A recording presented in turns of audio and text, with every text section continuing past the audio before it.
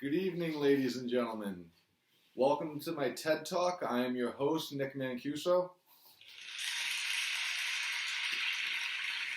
Thank you. Okay.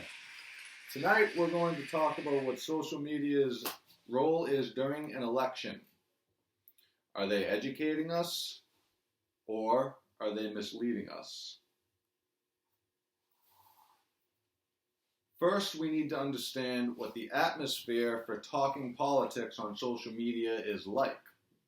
I found a couple of research experiments that I'd like to share with you. The first one took place in Norway. The participants were aged 16 to 19, and they studied their activity on Facebook regarding politics, and they interviewed them after. The result was that they felt more informed but were hesitant to express interviews due to fear of being harassed and judged. Another study out of the UK yielded similar results. This one involved millennials and Generation X, 29 people in total. When asked what they disliked about social media, the overwhelming majority identified a lack of civil discourse, especially with politics. They said rude behavior was common, and they often felt like they were being attacked. It was determined that social media is an inappropriate place for civil political discourse.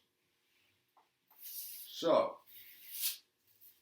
now that it has been scientifically proven that social media is a disgusting place for politics, let's talk about who or what is causing this.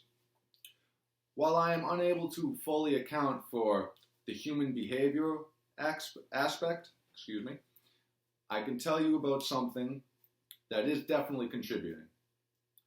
Some of you may have heard of them before. They're called bots.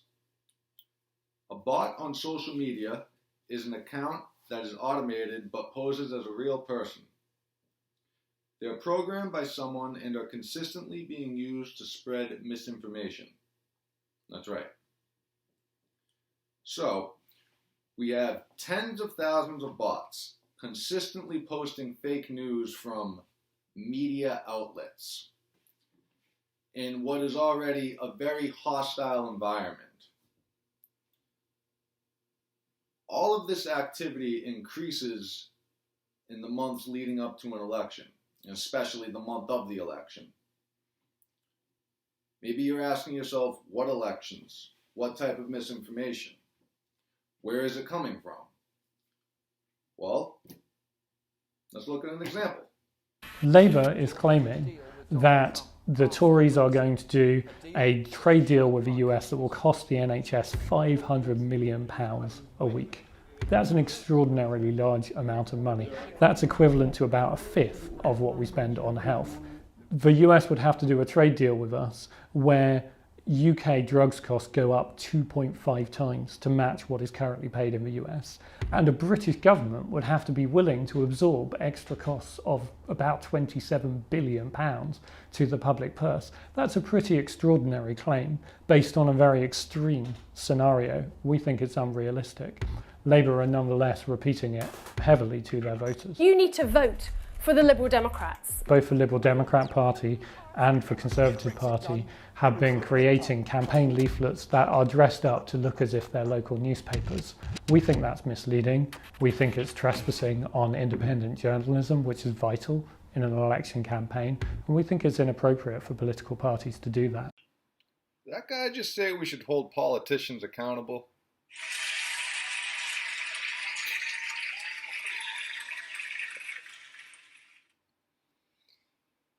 Before I continue, let it be known that this is not directed at anybody. This video is not meant to be biased or supportive of any political party. Definitely not meant to be supportive of any political party. But I do not have time to show an example of all of them. Now let's get back to it. So, let's recap for a second here. We are trying to conclude whether or not social media educates us or misleads us when it comes to an election. So we have a hostile environment for talking politics, fueled partly by bots that are being run by someone who is getting paid to spread misinformation with these bots. So who's being targeted by these bots?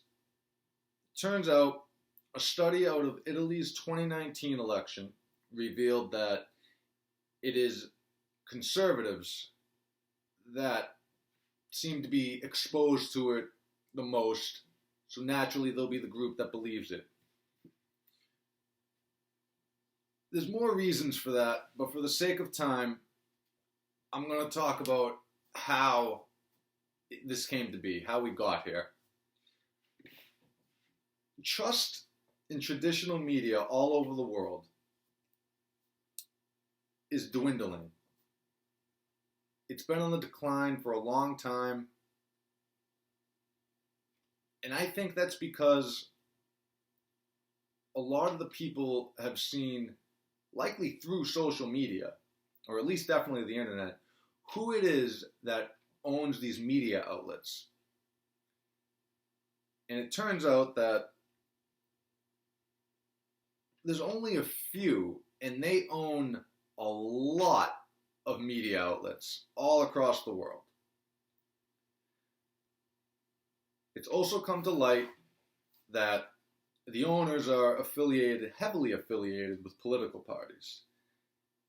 And that it came to light that this news being put in front of everybody was biased. So, due to that, they decided to find their news stories and information from the internet, social media. Just some rando that claims that they're running a media outlet. It's not true. They can be traced back to pretty much nowhere. They just don't exist. These accounts that claim they're media outlets, they don't exist. They post random stuff like the newspapers that were being shown in that last video.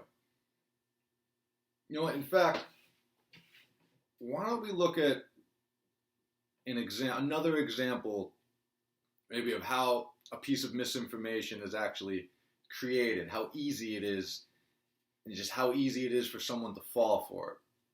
So, let's take a look. Start with a plain background and write whatever you want, but just make sure you write it in this font. That's crucial.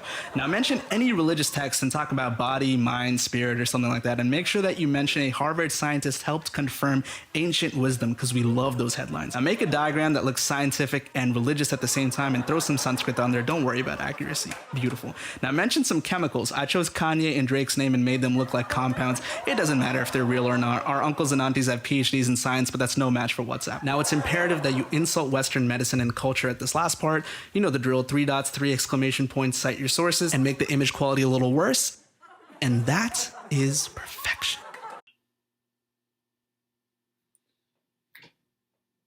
Yeah, it's like a high school class, I guess. Just pull up Microsoft Word and have at it.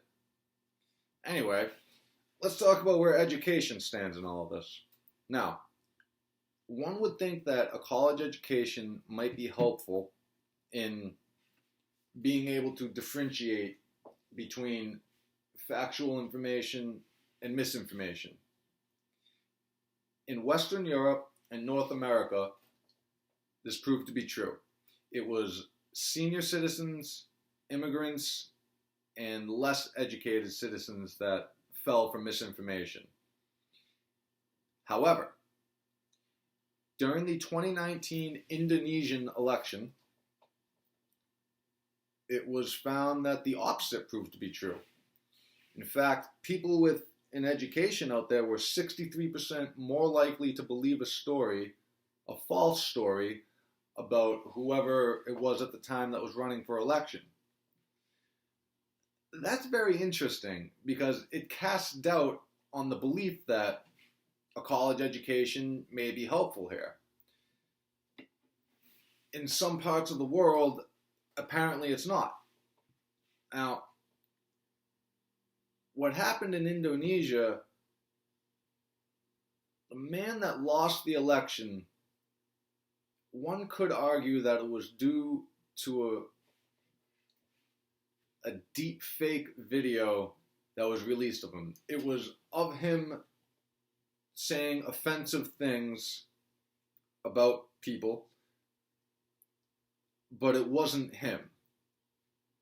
It was a completely heavily edited video, and it drew an outrage amongst a lot of citizens. They actually called for this guy's arrest, and none of it was true. The ending result was he lost a pretty close election. If it happens, the video doesn't come out, maybe he wins the election, maybe he doesn't. I don't know, but I want to show you just how serious, how dangerous this misinformation can be. Specifically, what I'm about to show you next. It is important for you to know that everybody can make deepfakes now. You can turn your head around. Mouth movements are looking great, and eye movements are also translated into the target footage. And of course, as we always say, 2 more papers down the line and it will be even better and cheaper than this. As you see, some papers are so well done and are so clear that they just speak for themselves. Now that is some very misleading technology. So, now we know that social media is a hostile environment to discuss politics. We know that it is riddled with bots spreading misinformation in heavily edited videos, and that it is coming from someone that is usually being paid by a political party, which is, that's nice. So again, I ask, is social media educating us, keeping us informed, or are they misleading us leading up to an election? Well, the answer is that the general consensus was that only a small crowd of people are actually falling for misinformation. More people actually felt more educated and informed.